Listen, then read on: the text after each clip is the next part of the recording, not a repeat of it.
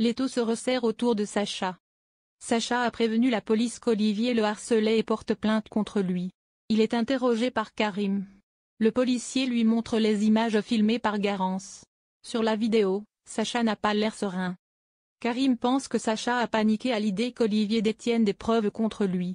Sacha continue de clamer son innocence et affirme s'être rendu au rendez-vous, car Olivier le harcèle nuit et jour depuis vendredi.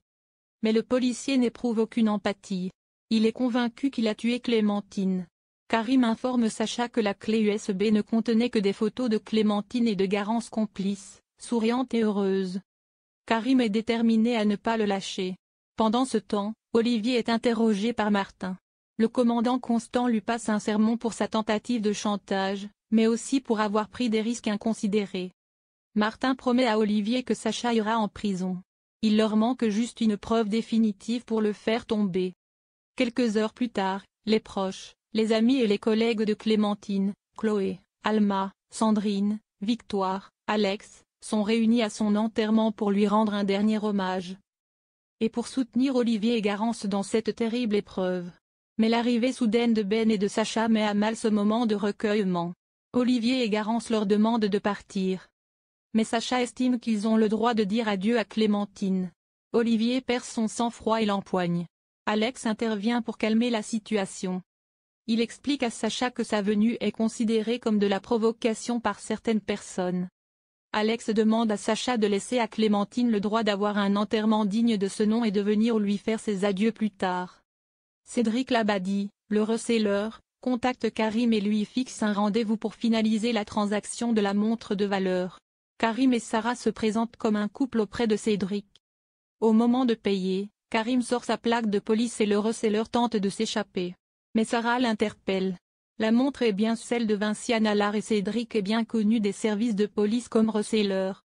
Georges et Karim en déduisent que Sacha lui a revendu les bijoux de Vinciane après sa mort pour pouvoir payer l'opération de Solène à Boston.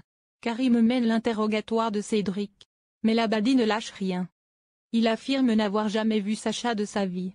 Karim lui met la pression et menace Cédric de plonger à la place de Sacha. Il lui laisse la nuit pour réfléchir. Georges et Karim s'interrogent sur son silence. Pourquoi Labadie protège Sacha? Georges a retrouvé le modèle exact des baskets correspondant à l'empreinte partielle relevée à côté du corps de Clémentine dans l'usine désaffectée. Ce sont des baskets achetées par des pros ou des coachs sportifs. Georges veut essayer de découvrir qui a acheté ce modèle dans la région. À Frontignan, Sacha s'était débarrassé de ses baskets et les avait jetées, mais Gaspard les a trouvées super.